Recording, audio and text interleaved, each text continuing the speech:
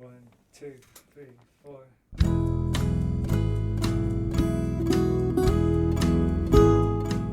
Hello, you're listening to the Skylight Books podcast series. We are a general interest independent bookstore located in the Los Feliz neighborhood of Los Angeles, California. This year, because of the coronavirus pandemic, we've had to close our store and cancel in-person events. But Skylight is your neighborhood bookstore, and we are finding ways to create community even while we're far apart. In the coming weeks, we'll be putting out lots of new audio content to help you discover new books, connect with authors, and check in with your favorite booksellers. To learn more about how you can help keep Skylight alive, please visit our website at skylightbooks.com or check out our social media accounts on Twitter and Instagram. You can subscribe to the podcast on Podbean, iTunes, and Spotify.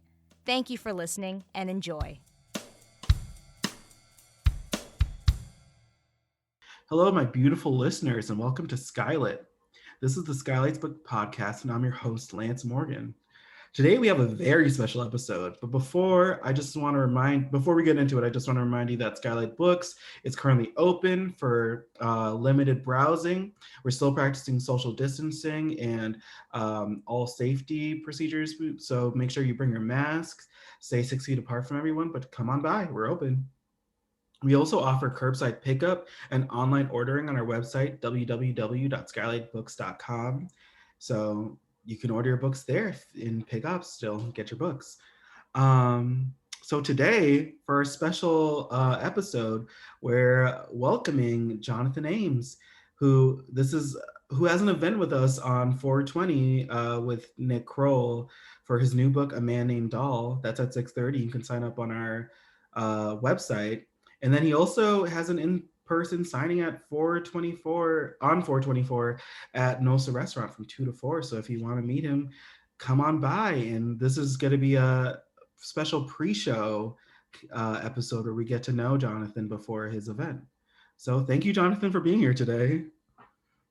Thank you for having me, Lance. The podcast listeners can't see you, but I'm happy to see you. As you said, I'm getting to see you without a mask, but I see you in the store quite frequently because I'm in there at least once a week. You guys might know Jonathan from all of his amazing work in television, literature, his amazing essays, you are a performer, but we know Jonathan just as Jonathan who comes in every week to come pick up his books. And I will say, one of the most impressive readers I think we have at the bookstore too. I don't think we ever see you leave with less than 4 books, you would say, on average. I'm like a book hoarder. I'm so behind on them all, but then there's something I want to pick up, so I go to the store, then I get more, and then I don't know. I feel like I could just be swallowed alive by books happily. I feel like somebody with a thing of popcorn. It's like books.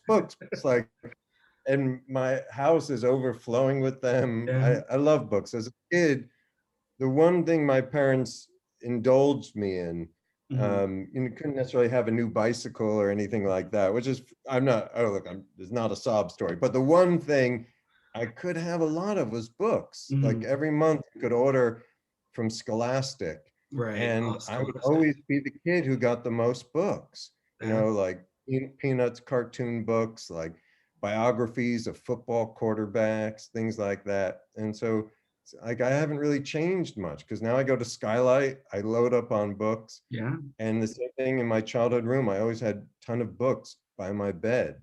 And I kind of and like a hot water pump.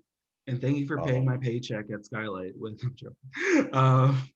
no, you were that kid and the Scholastics kid that I would be jealous of too, because I'd be like, I want more books like that kid over there. I mean, no, I'm glad to know that books are such an integral part of your history too. What brought you into the world of literature to start off? Well, I think it was that early thing of that my mom gave me carte blanche for ordering the books. Like I wasn't allowed to buy music. Didn't have a lot of other things. Again, it wasn't, a difficult childhood, but Right.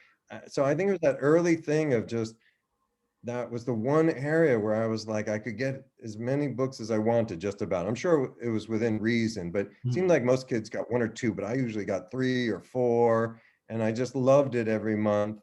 And then my mom, later in life became a poet. My father was a big reader. And then in the 7th grade, a teacher, the importance of teachers, took, Yeah. an interest in me and said, you seem like a real reader. And he wanted to give me books outside of what we were reading in my English class. And so he gave me Tarzan, the first Tarzan book by Edgar Rice Burroughs, which I loved. And I actually still have my Tarzan collection.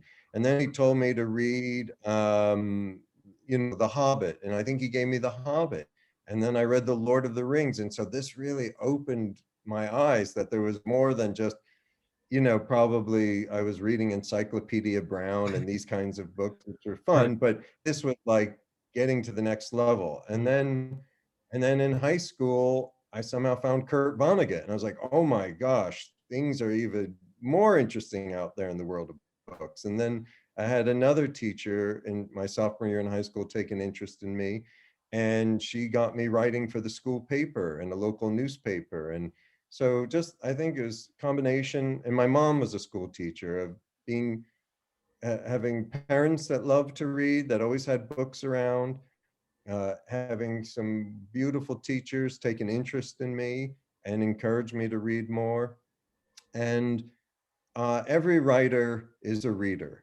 You only become a writer for the most part if you love to read. And because then you want to be part of this continuum. You've been given so much solace and made to feel less alone in the world through books, that you then want to add to this stream. And then also, I always used to tell my writing students, write the kind of books you love to read, write the kind of stories you love to read, because that's what captivates you.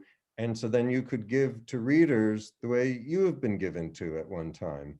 And also by writing the kind of books you love to read, or the stories, that's what you've been apprenticing in. I don't know if apprenticing is a word, but that's what you've been doing your apprenticeship in. You've been reading these books, and so get into your mind perhaps how to create yourself. That, I mean, how true is that? Like escapism of both reading and writing, so seems so hand in hand. Yeah. So with your school newspaper, were you like writing fiction, nonfiction, essays, or articles, journalism? Well, it started off with sports, because I was on the junior varsity soccer team, and I really twisted my ankle, so I wasn't going to be able to play. But my sophomore English teacher said, why don't you write about the games? There's this local, one of those weekly newspapers, I forget what it was called, darn. I didn't say damn, but anyway, but now I just did. Oh my God, beep. Anyway, so I started writing about the games I had to attend, and I made them quite much more romantic, like, oh, the wind was whipping, the sky was overcast, and then, Joe Needle went running down the field and scored. Oh my, like I made it, like, Right. like it was out of Tolkien. And so I began publishing actually for this small newspaper that allowed high school students, or 1 or 2 high school students, to write little articles. And then from that, she then started, this wonderful teacher started having me write sports articles for the school paper, which was called Drum Beats. And then eventually I became the editor of the paper, I think by the end of my junior year. So all the stuff I was writing for the paper, I guess it was ostensibly nonfiction, though I began to write these very comedic pieces where I wrote about my obsession with video games, or I wrote about, I did like a false article that a study had been done about high school seniors losing their minds because of the pressure of college applications and SATs. And I called it, I came up with this disorder called cramps, college rejection, application, manifestation phobia, because everything seemed to be about you had to get into a good college or get into college. And if you Right. didn't, oh my gosh, what was going to happen to you? So and then with that same teacher, though, I think she had a creative writing class, which she encouraged me to join. Maybe it was like half a high school semester or something. And so I wrote, as I guess the final project, a long short story called Keep Out of the Reach of Children. And it had a subtitle, Pesticide 7, because I think there was controversy about a pesticide at that time. This was like late 70s, early 80s New Jersey. And I did it very much in the form of my hero, Kurt Vonnegut. And I even did little drawings the way he did in Breakfast of Champions. And then later in life, I think it was 1993, a very sweet older couple in New York took me under their wing. I was living in such a small apartment with a roommate that I didn't have a desk to write on. So they gave me a spare bedroom in their townhouse on 48th Street in Manhattan between 3rd and 2nd Avenue. And I would look out my window from this spare bedroom of one of their adult children who had grown up that I was using as an office. And who was across the street? Kurt Vonnegut, sitting on his stoop, smoking cigarettes. And now for this family, in exchange for the room, I would often do tasks for them and things like that. And so they had a big cocktail party one time, and I was like the bartender waiter, and Kurt Vonnegut came. And I told him that I loved him and that he was my favorite writer. And he said, "Thank you so much for telling me." And then the old movie star, Douglas Fairbanks Jr., was also there. And when I brought him a drink across the crowded room, he said, "You're too kind." And then later I gave that same line to Patrick Stewart in my TV show, Blunt Talk, when a bartender brings him a drink, "You're too kind." And at that same cocktail party, Mayor Koch was there, Ed Koch, and he didn't think I was a waiter or bartender because I must have been wearing a blazer, and he thought I was, and he wanted to talk to me saying, "What are you doing here?" Like, because I guess I was younger than everybody else. I said, "Well, I'm the waiter. Would you like a drink?" So anyway, so yeah. High school teachers, high school newspaper, these are some of the things that, and then, by the end of my senior year, I had the dream and hope to be a writer. And my wonderful high school English teacher, Ann Peters, wrote in my yearbook, "I expect a signed copy of your first novel." This was in 1982. And in 1989, 7 years later, I published my first novel, I Passed Like Night. And the first person I sent a copy to was her. And later she attended a reading of mine of my second book, and a really great lady, Ann Peters. Thank you, Ann. Thank you, Ann. Yes. I mean, it is teachers like those that inspired so many writers that we have. So thank you to those teachers as well who did the groundwork, right? All the teachers out there who might hear this podcast, thank you. I mean, it's, they're so important in our society. And I hope amongst the many changes that will come, that teachers will be, greater rewarded and compensated and valued. I mean, I believe that there's not a person out there who hasn't affected in some way by a teacher. Like everyone, but I can go on and on about teachers and educators and how they deserve more. But then this would be an about teachers episode, right? Which we should do. Maybe we'll put that on the back burner for now. My next thing for you is you're kind of a cool jack of all trades kind of guy. Like you've written fiction, essays, novellas, you've performed, you've created and written for television. Like that's, impressive seems like an understatement, but how does, how does each of them kind of represent you in your career? It seems so amazing to get to have so many hats you can change around. And you're wearing a hat now, so this is I saw you wearing a hat too, and I was just like, symbolism meets symbolism meets realism, I guess. I don't know what I'm saying. But yeah, how does it feel to be like that to have all these skills? Yeah, I mean, I've done many different things, all of which I'm grateful that I've had the opportunity. Hmm. Um, so I began as a novelist. Hmm. 1989, my first book, I Passed Like Night, which amazingly was blurbed by Joyce Carol Oates and Philip Roth.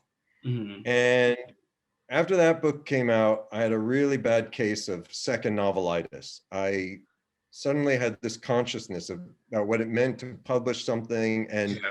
and I got very stuck for many years, and I was very broke, and I was struggling to write a second book, and then I was driving a taxi for about 2 years, Hmm. and then I wanted to be able to teach. It seemed the one way a writer could support themselves was through teaching, and because nobody would give me a job, even though I published a novel, that wasn't, Right. and I didn't really have many skills. I was a good taxi driver. I liked it. I drove in the town of Princeton, New Jersey, where I'd gone to school, and then I ended up uh, driving a taxi in the town, and so I was on the taxi stand. This was before cell phones and everything. Hmm. And so some of my former teachers would walk by and see me, standing with the other drivers and everything, but it was the only job I could get. And I had stayed living in town. Hmm. Anyway, but I got a lot of reading done. I read Anna Karenina, The Magic Mountain. I would sit in my cab and I was trying to go through some of the classics. Hmm. Um, but then I was just like, all right, I've got to get a degree so I could teach. So I got into Columbia MFA program, went to Columbia, and almost the very first week, this a great writer, Richard Price, was giving a seminar. Hmm. And he said that he had published 2 novels very quickly when he was young. And then he put out a third book because he was like, I'm a good dog if I'm published and a bad dog if I'm not published. Like, his own, we're all so hard on ourselves, right? Hmm. So, and I related, I'm like, yeah, I'm a bad dog. I haven't written a second novel. But Yeah. he said, you can't just put something out there because you're trying to, have this idea of what success is or career, or you can only put out there what you love, what you've been obsessed by. You can't just, Mhm. try to keep up with your mind of other writers. You have to be in love with what you write about. And I was like, oh my God, that's the problem. I've been with this second novel just trying to write another book because that's what I thought I needed to do, like getting into college or, keeping up somehow. Anyway, so for the next, I found a subject matter I loved, which became my novel, The Extra Man, which Mhm. was all about an eccentric playwright and a young man, their friendship, and then also pre-Giuliani Times Square and the whole crazy world down there. So for the next 4 or 5 years, I scraped by lots of part-time jobs. Eventually, I did get a degree. I started teaching at night at a business college. I taught adult evening writing class. It was very hard to get a college teaching job, even though I published a book. So for the next 4 or 5 years, I worked on this second book. And around that time, because I'd been blocked, I also began performing at night in little clubs in New York, doing monologues. Like I was struggling to write, but I found I could get on stage and just talk and tell funny stories like my role model, Spalding Gray. Anyway, great monologuist. So in 96, 97, I finished this book, 96, took about 4 or 5 years to write, and I got rejected by every publisher in New York City. And I was devastated. And a friend of mine at the time said, whatever you hold on to will cause you pain. So a Buddhist notion of attachment.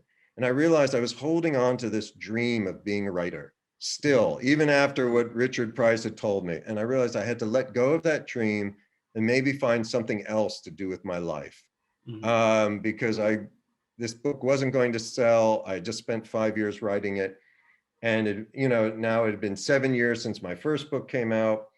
And so, so I began to let it go. And I thought, all right, I got to find some other kind of work, but I can still write. And, maybe I can find another kind of teaching job. I was mostly, again, teaching these like adult classes at night Mhm. and barely getting by, but I was performing. Then suddenly one of the editors who had been sent the book, turned out she hadn't rejected it. She simply hadn't read it for 6 months, and it had just been sitting on her desk because I had a literary agent. She wouldn't return calls. So we thought, okay, it's dead. But then suddenly she wants it. And it was very connected to me letting go of that dream. So anyway, that book eventually came out in 1998, The Extra Man. And around that time, again, I started teaching more creative writing classes. I had my own private creative writing classes, doing anything to get by.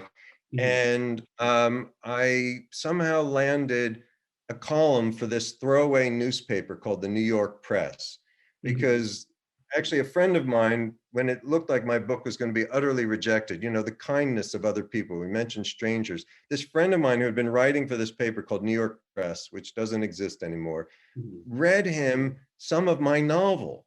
And the guy said, I'll publish that, which again also occurred around that time where I was like, I have to let go of this dream of being a writer. I'm too attached to it. And so this paper published a bit of my novel, and then I started writing essays for them, somewhat based on, similar to the monologues I'd been doing on stage. And then eventually they gave me a column, which I wrote from 1997 to 2000, every 2 weeks. I got $200 a column. So now I was pulling in $400 a month, plus my teaching. I'm sorry I mentioned money a lot, because a lot of what has motivated my writing was to pay the rent. I mean, yeah. You don't really make that much from books, or at least I feel like writers don't talk about that as much, about like that need. Yeah, it's like, you got to pay the rent. We love writing, but like, you got to pay the rent. Yeah. Right. So I get this column because, you know, I'd started writing some pieces. I would submit them, you know, for about a year, and they liked them. And so then I asked them for a column, and at first they said no. And then they changed their mind, which changed my life. So for the next 3 years, I wrote 2 columns a month, about 1,200 words, you know, got like 400 a month. That was helped keep me afloat. I had a very cheap apartment in New York for a little while there. I got a rent controlled place. And then so that's how I got into writing all these essays, which ended up becoming like 4 essay books, because I had to produce so much. And then some magazine editors would read those columns in this throwaway paper, which was very popular there for a little while in New York, kind of pre-internet, or pre the explosion of the internet, you know, where you could only get weird alternative writers in this paper. Now, of course, on the internet, there's tons of people out there. Right. And so anyway, but this paper was really cool, New York Press. I mean, like J.T. Leroy, before everyone knew who J.T. Leroy wrote for it. There was just a lot of interesting writers. I think Dave Eggers wrote something for them, David Sedaris. You know, they really got really fun, unusual writers. Amy Sohn, they had a dominatrix, had a column. They had all sorts of interesting people. Yeah.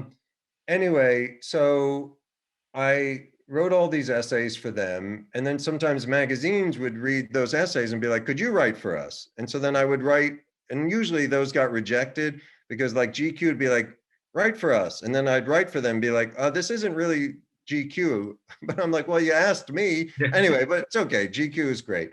But many magazines did that. And a few of them did publish my stuff, but then I would always repurpose it, publish it somewhere else. And a lot of times magazines would start up, I'd write something for them, then they would die. But I collected all these in 4 different books. And unfortunately, by the end of my essay writing time, which ended in the early 2000s, I was kind of repeating myself, and it was needed to stop. And I was using myself as subject matter, and I'd mined that too much.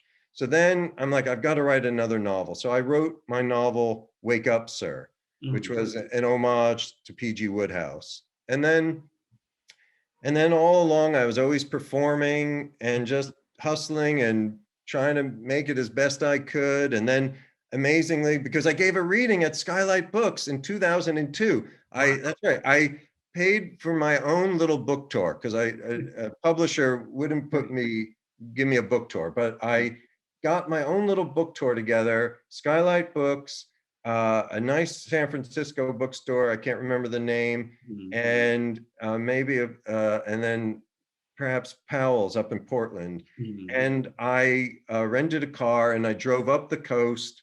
Wow. Anyway, I gave this reading in 2002 at Skylight, and I'm pretty sure it's 2002. And this young producer was in there, Mhm. and he said, "I think there's a TV show in your essays." And so for like a year, he and I emailed. Mhm. And during that time, David Letterman discovered me because of the performing I had done in the early 90s. I never got discovered, but Mhm. someone who used to come to my shows a decade earlier had become the talent booker on Letterman. Gave him one of my novels, The Extra Man, because he was a voracious reader. He loved it. Yeah. I guess he told her that. And she said, "Well, maybe you should have him on. He's really funny on Mhm. stage." And she used to come to my shows 10 years before.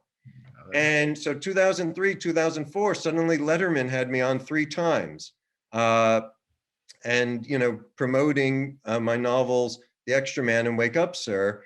And then I was corresponding with this young producer. So I came out to LA to pitch a TV show based on one of my essay books called What's Not to Love. And I pitched it as a poor man's Curb Your Enthusiasm. But I said, I'm literally poor. The quality of the show won't be poor. Right. And amazingly, Showtime gave me an opportunity. I'd never written a script before, but I quickly read a bunch to get a sense of the form, got final draft, on the computer, wrote a pilot called What's Not to Love, and I got to play myself.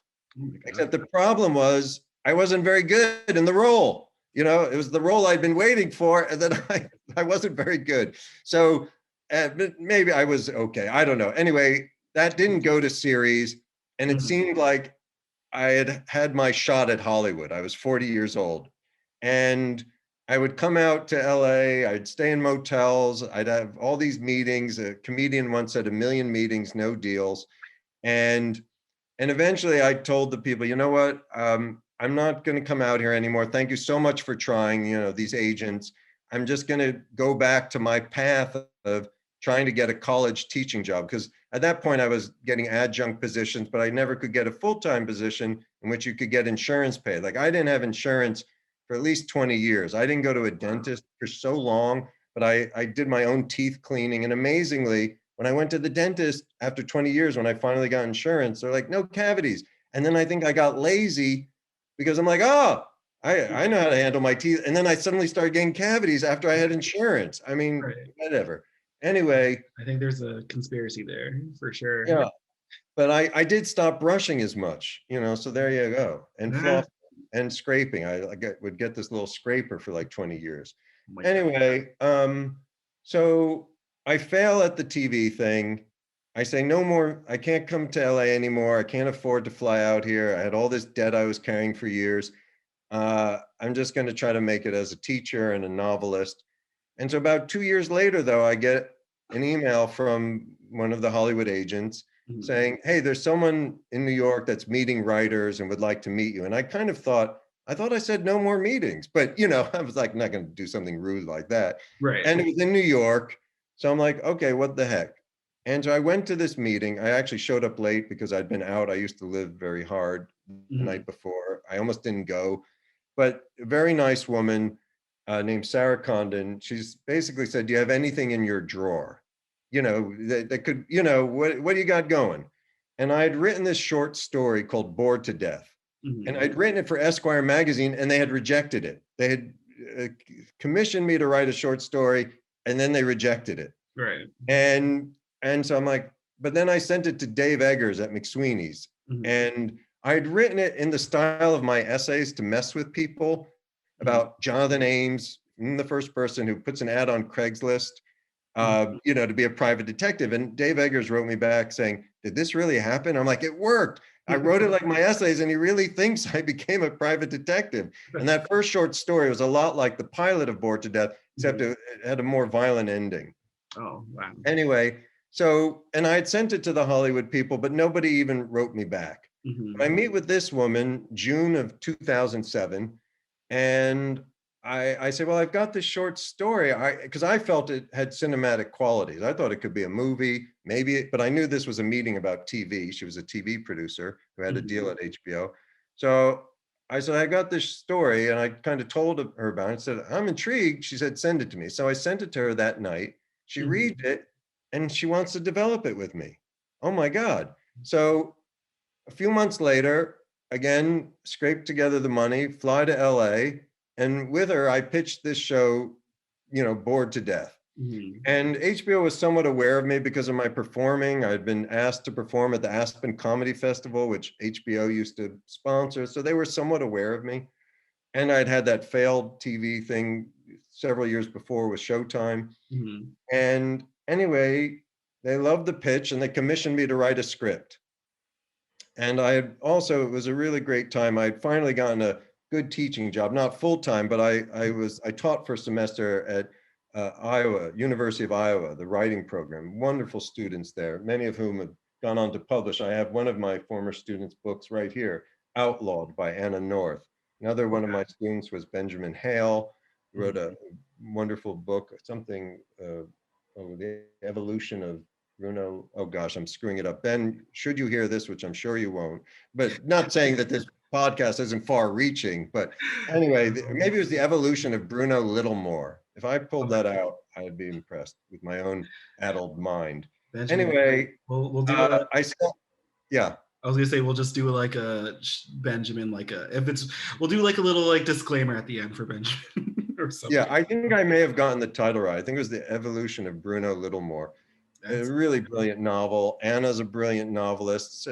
So many wonderful students were there. Anyway, I'm going on a long ramble. So HBO wants me to write this pilot, but then the writer's strike happened. So I didn't write it for 8 or 9 months, but then I quickly wrote it. I was really pleased because I got so much more for a pilot that I could write in a week than I would get for my novels that would take me years to write, but that's okay. This is the world we live in. So I write this pilot. Around that time, I meet Jason Schwartzman because he had read a script version I had written of my novel, Wake Up, Sir. And he and I meet. I had him meet at this Jewish delicatessen down in Santa Monica, and then it turned out he's vegan. I was like, oh gosh, that was a bad choice. But I tell him about this Bored to Death script I'm writing. Goes, I'd love to do that too, along, with my novel, Wake Up, Sir. And anyway, he and I became friends, and then everything came together with Bored to Death. With Hollywood stuff, I like to say it's like a Swiss clock of luck. All the parts have to move just right, and then you need luck. And so it all came together, and we shot that TV pilot in 2008, became a series for 3 years. Then it got canceled, which was heartbreaking. And so there's all long-winded way of like novels to essays to performing. And the performing, even though I never became well-known, in a weird way got me on Letterman so many years later, and which was beautiful. And then TV show for 3 years. And again, it was all the principle of like, pay the rent. You want me to write a TV show? Okay, I will. You want me to be a showrunner? I'll figure it out. Get out of debt. This is awesome. Right. And I was in my mid 40s by then. And then, so now after Bored to Death, I had another TV show called Blunt Talk. My novel, The Extra Man, became a movie. I wrote the script and the directors worked on the script. They did a beautiful job. And then I wrote this, and then I really got into genre writing, which is where I'm at now. And I wrote this novella, You Were Never Really Here. And because that got published in France, this French film producer spotted it, got it to the director, Lynn Ramsey, and then she made a beautiful movie. And then now I've written A Man Named Doll, because I really love detective novels, and it's the first in a series. And at the end of the current, the new book, A Man Named Doll, is the first chapter of the next book. So anyway, this was my whole career. Thank you. I hope I haven't bored you or the listeners, but that's how I've ended up doing all these things. It's all been improvised, but also trying to give to others. When I'm on stage, I think, let me show these people a good time. And then with the books, I want to entertain, and with the TV shows, I always wanted people to feel good at the end of an episode, uplifted, that the people might be nutty in the shows, but they were rooting for each other. Yeah, no, I mean, I feel when I watched your show, I was just like, when I watched, especially Bored to Death, I think of,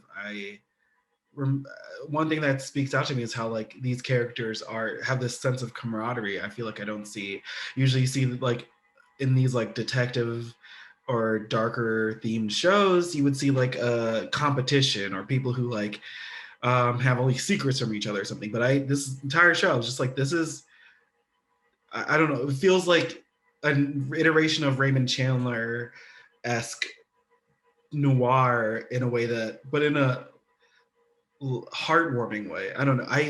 Even especially with the cancellation of it, I feel like, like when unfair things like that happen, I feel like it becomes like even more important to the audiences.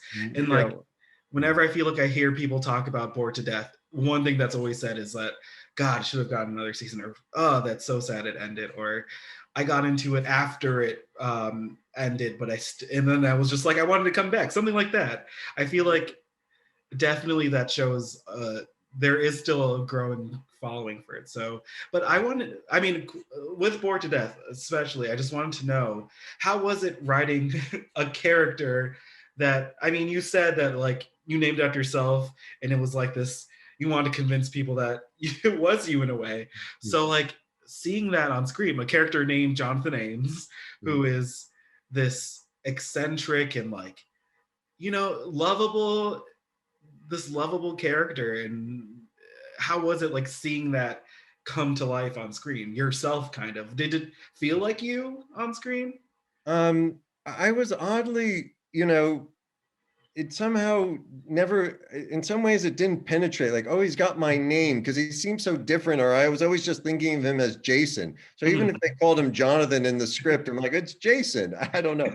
And then also Jason was younger than me, and so in some ways the character was playing a younger version than me. And the character who I could sort of speak through more from where I was at that time in life was the Ted Danson character. Like, so, but all of them spoke different parts of my mind, but it was a delight. And even if it was heartbreaking that it got canceled, it was such a gift to be able to do that for 3 years. Because like I used to say to people, complaining about having my show canceled is like complaining about, oh, I've got caviar stuck between my teeth. It's like, I got to have a show, have it for 3 years. I mean, wow. And I think you're right. The fact that it kind of, died prematurely, let's say, or not, that it's a little bit like a movie star, or, a rock star, unfortunately, who might pass too soon. So there might be a kind of morbid, the show is called Bored to Death, which was supposed to be like a noir, an ironic noir title, because in the original short story, the character is so bored, because he had, I could say it here, he had tried heroin, snorted it, and he realized, oh my God, I can't ever do that again. I have to put myself on lockdown. So the character is like puts himself on lockdown in his apartment, and he plays internet backgammon all night rather than go out, until this wish to try that again. So it was called Bored to Death because then death happens in the story and it's very noir. But the whole premise of that show in some ways was very literary. First of all, the character's a writer. Ted Danson runs a magazine. It was very much anticipating, the death of print, the death of magazines, the books being endangered. I was scared about all these things. It was also about the literary world and how competitive it could be. And John Hodgman was brilliant as Jonathan's nemesis, Lewis Green. And then we even recreated the Dick Cavett show because it was, oh my gosh, we had so much fun. But it was great. But the whole idea in many ways was a Don Quixote idea, which was probably the greatest novel I've ever read. And Don Quixote is a man who reads so many books of chivalry about knights, or reads tales about knights, that he thinks himself a knight. So Jonathan had read, Jonathan, the character, had read so much Raymond Chandler, kind of like me, that he had come to think of himself as a private detective. He had been driven mad by the books of Raymond Chandler. And that was also the premise of my novel, Wake Up, Sir. In that case, the narrator had lost his mind from reading too much P.G. Wodehouse and kind of thought he was in a Woodhouse novel. Mhm. So I love, yeah, again, you know, so much of this is about the love of books, which is how our conversation began in a way. And I mean, yeah, it just, and I think of like, even like the way it ended, it's just such a, I mean, some could say that you were, because this was an HBO show, you were the first one to introduce an incest narrative to HBO, which like, look, I feel like Game of Thrones should give you their credit in that sense, even though George R. R. Martin wrote, you know, I'm just that, but no, I mean, like, it just ended in such a thrilling way that like you just want more. And I feel like this is probably a question I shouldn't ask, but where, like, and I don't know if you've probably been asked this before, what, I mean, what would that Jonathan Ames be doing in 2020 or 2021 in just like, where do you imagine him still like in that world? Well, two things, just going back, you know, it wasn't so much supposed to be about incest because it was all about, you know, I'd heard a guy tell a story about, you know, one of these crazy sperm donor people who, like, you know, they advertise, oh, we've got the sperm of geniuses. And so people go there thinking they're getting the sperm of a Nobel Prize winner. And it was really just one guy. I mean, it was like there's been a number of weird stories like that. Yeah. So I was kind of playing on that. And so Jonathan, it turned out, it was not the product of his mother and father. Well, he's the product of his mother and a sperm donor, one of these so-called genius donor places. But it turned out it's just one man who was played by Stacy Keach, who famously had played a private detective. Yeah. And then somehow Jonathan, I forget even how we, you know, meets his sister in trying to hunt down his real father. And it turned, but they didn't know that they were from the same, you know, so they were actually half brother, sister, and they kind of fell for each other, played by Isla Fisher. Yeah, Isla Fisher. And so it ends with Jonathan has solved the case, which was also kind of an Oedipal case of father and origin and birth. And so the series ended where he has solved this mystery, but you know, but he's like, oh my gosh. And so he was going to tell her, but that was going to be the beginning of season 4. So it ends with them at a wedding dancing, and he's got this incredible, this knowledge. And so it was a great way in a sense to end, because it was ended with them dancing. We had this magnetic field song. I forget which one, which it was all about dancing. And I love the magnetic fields. Anyway, so what would Jonathan be doing now? Which is, again, it's also weird, because there was a while there when articles were being written about Bored to Death. One funny thing, a lot of times journalists would say, the real Jonathan Ames. So it was kind of funny, like I needed to have the adjective real, you know? Well, I saw somebody, I think it was a bookseller from another independent store, you know, they write these little reviews. And I think this bookseller wrote something like, this is the book that, I'm referring to a man named Dahl, that Jonathan Ames, the TV character, might have written. Because in the TV show, the Jonathan character started writing genre fiction, as I am now, which had been my fantasy back then.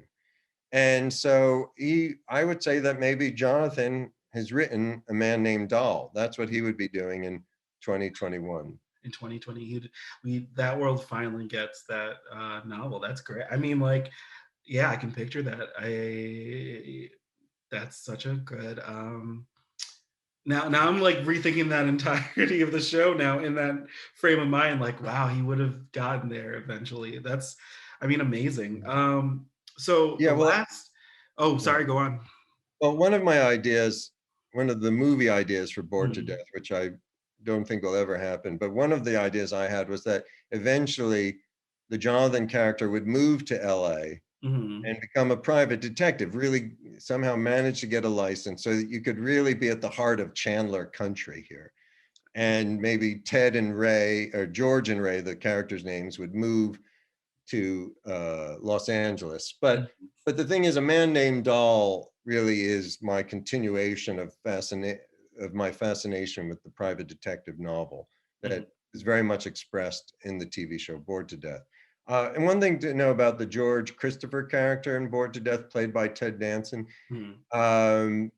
he was the combination, in my mind, of George Plimpton and Christopher Hitchens, two really interesting New York literary figures that I met. And so I smushed their names together, like that old TV commercial about the chocolate bar that falls into a thing of peanut butter, and that's how you got Snickers. This was an early Snickers commercial, I think, or one of those. I vaguely remember that, yeah.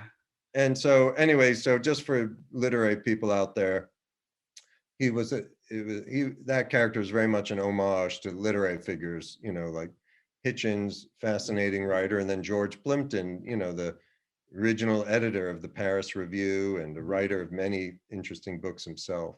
Wow. Now thinking about that does add some more background to the George character that I think will make fans really appreciate him even more now. So for the last thing I want to do, because you're one of our favorite customers because of how many books you come in and buy and read, and just you have such a depth of knowledge on literature. We want to make you an honorary bookseller for the end segment here, and you have books that you would love to share with us, and just we want you to sell. We're gonna give you a paycheck. You're an honorary Skylight employee. You'll come to a staff meeting after this. It's fine. We'll talk about it later. But I love that. No, as our honorary bookseller, what books do you have for us today? Yes. Well, first of all, during this whole COVID time, first place I went to after, shopping for food was Skylight. As soon as you guys opened up, I was raced over there with my mask and my hand sanitizer. And it was yes, because I don't really go anywhere now in life anyway, even before COVID, except for Skylight. Right. Anyway, so, okay, well, a book I purchased recently and read at Skylight, What Happens at Night by Peter Cameron. Beautiful novel, highly recommend. Now, Peter was a former teacher of mine. This is an absolutely gorgeous book, What Happens at Night, Peter Cameron. Another book, which I'm going to dive into, is by a former student of mine, Anna North, called Outlawed. I met this writer, I got to read this also, The Removed by Brandon Hobson. I'm going to dive into that. Recently, I bought at Skylight Megan Abbott's Take My Hand, which I loved. Also at Skylight, I picked up American Spy by Lauren Wilkerson, which I thought was brilliant, like a great spy thriller. Adam Sternberg's The Blinds I got at Skylight. A book that was sent to me, I started reading, seems really fascinating. It's called Detransition Baby by Tori Peters. And then a writer contacted me on Twitter. I ordered her book from Skylight. It's called Daryl by Jackie S., but I don't think you guys have gotten it in yet. And then I always, as you probably know, I'm really love reading books about Eastern religions. And so I've bought so many books by the Dalai Lama from you guys. He has this great series with a woman writer that he works with named Thubten Chodron. I've been reading his wisdom series. They're huge books. I constantly buy Pema Chodron books from you guys, and then I give them to people as gifts. I buy Thich Nhat Hanh books there. A wonderful Indian writer named Eknath Esawaran. He writes about Hinduism, Buddhism. I buy his books at your store. And then I buy tons of Ross MacDonald novels from you guys, the old private detective novelist. And yeah, so I guess those are some of the books. The Removed, Brandon Hobson. Outlawed, Anna North. What Happens at Night, Peter Cameron. Detransition Baby, Tori Peters. Ross MacDonald, Dalai Lama, Pema Chodron, Megan Abbott, Lauren Wilkerson. So these are some of the people I've been reading lately, and I hope that's a helpful honorary bookseller list. I think honestly better than Better than mine, honestly, right? That's such a great list. Listeners, you have reading to do. You have a great reading list, and all these books, as Jonathan said, you could get at Skylight, and they are, yeah, for sale and highly recommended. No, Jonathan, this has been fantastic. This has been a fantastic conversation. Oh, thank you. Another book I picked up from Oh you yeah. guys is a South American writer, Clarice uh, Spector or some. I don't. Oh Uh, yes, Clarice Spector. It's something like that. I could run to my bed. It's by my bed. no, I know the Let title. me Clarice go. Lispector, right? Yeah, Liz Spector, I think. Yeah. Is it the Hour of the Star? You know what?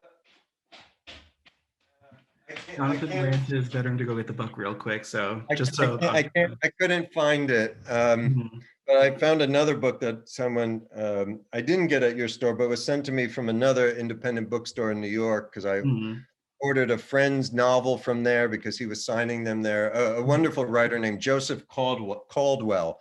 I'll add mhm. that to the list. His book Caldwell. is called Lazarus Rising. And then they Yes. sent me a book by someone named Adam Mars Jones called Box Hill.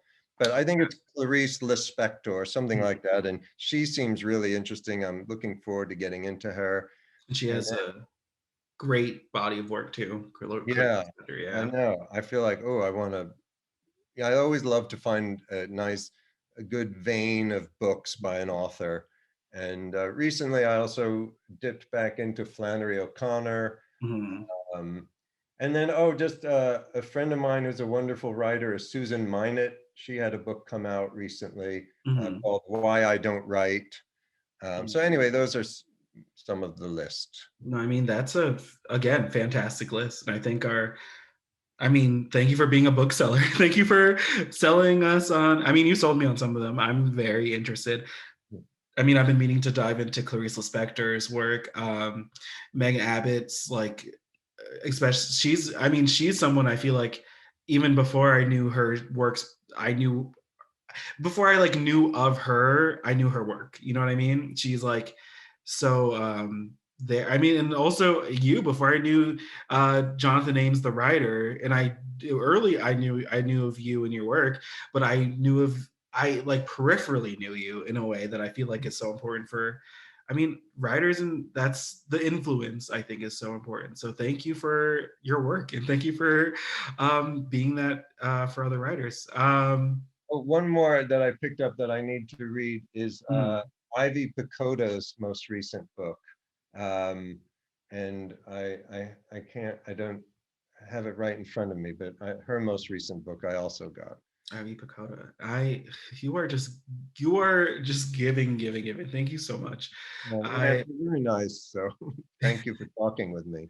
And no, I this always has like been seeing you in the store. And I just yeah. love Skylight. And, you know, oh yeah, did you want me to, like you said something? I just think independent bookstores, I mean, at this point, I was around, when Barnes and Noble got so huge and everyone was really scared, like Barnes and Noble. And they did in New York back in the day, they got so huge that a lot of smaller stores closed. Mhm. And and so we all felt threatened. But now it's like, come back, Barnes and Noble. The fact that Barnes and Noble was opening so many stores in the 90s and the early 2000s, like books were still, and the bookstores were a destination. You'd go to Yeah. Barnes and Noble, drink coffee and all that. And so now, but independent stores are so important, especially in the age of Amazon. And it's just such a community. I Yeah. just, bookstores are like teachers. They're just valuable Mhm. lifeblood of the culture. And, and so I'm glad that you guys have been able to weather the pandemic, and please keep weathering it. Mhm. And I'm just so grateful for your presence. It's my favorite place to go in Los Angeles. No, we're thankful for your continued support of us. I mean, the events you do with us, you always make sure to like include us in just every time you put out a book, or just you make sure to like shout out your local bookstore, Skylight. So thank you. I mean, we at Skylight are just when this podcast idea was even just in early formation, and everyone was like, "Yeah, Jonathan, he's even to the point where I feel like you're just our customer, Jonathan. You're a valued customer at Skylight, and just always we're always so happy to see you in the store. I know everyone is. So Isn't it crazy though that in 2002, in talking to him, like 19 years ago, I gave a reading there that was so important for me eventually moving to LA, because I might not have ever started writing for Hollywood if that producer Braxton Pope wasn't sitting there in that audience. And I had met him at a wedding. I didn't remember meeting him, but he's a sweet guy. But I'm just often just out of it. So, but then he showed up at this reading, and that was life changing. And if I hadn't given that reading at Skylight, it wouldn't have happened. And then 2018, I guess I gave a nice reading there for You Were Never Really Here. And then we all went down to the Dresden. And then I guess maybe I could close with this. And A Man Named Doll, my character has an office on Vermont, just a little bit down the street from the Dresden and Skylight. Yeah. So I got to work Skylight into the next novel, since we're ready. Stomping grounds. We're ready. I think it's going to be if like you need like a mystery noir, if you need someone dead, I'm down. Like you can use me as a dead character, unnamed. I don't care, but I'm down. Maybe I only had an image of my happy doll getting sapped, hit from behind while he's browsing the books, and then you've come and find him, and they something like that. No, I'm ready. This is it. This is perfect. This is what we signed up for. Thanks. This is why we did I'm joking. It's not why we did the podcast, but thank you so much for this. This has been fantastic. And you have, just to repeat again, you have your event on the 20th, April 20th at 6:30 p.m. And yeah, you can still sign up online. You're going to be with Nick Kroll, which is so exciting to see both him in conversation with you. It's going to be, a fantastic event. And even if you can't make it to that day, you can watch it on Crowdcast later on. But what you don't want to miss is getting a signed copy of A Man Named Doll by Jonathan at Nosa Restaurant. Yes, Nosa Restaurant on Hillhurst. On Hillhurst from 2 to 4. Yeah, my new neighbors, they run the restaurant. They're so sweet. They'll be able to socially distance, and there'll be food and drink and books and all that. And then Nick Kroll, we're doing the event on 4/20, which is a good date for the book because the character does smoke a little. And but Nick is someone I used to perform with back in the East Village 20 years ago. And just to end, Lance, I always at the end of my readings make this crazy sound called the Harry call, which is a sound my friends and I would make on the playground when being attacked by more normal children. So I'll just send the podcast listeners off with a Harry call. Ready.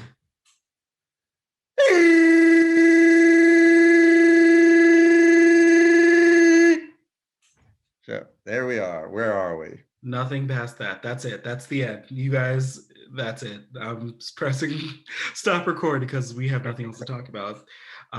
Thank you. Thank you. All right. That. I will see you soon, Lance. Soon.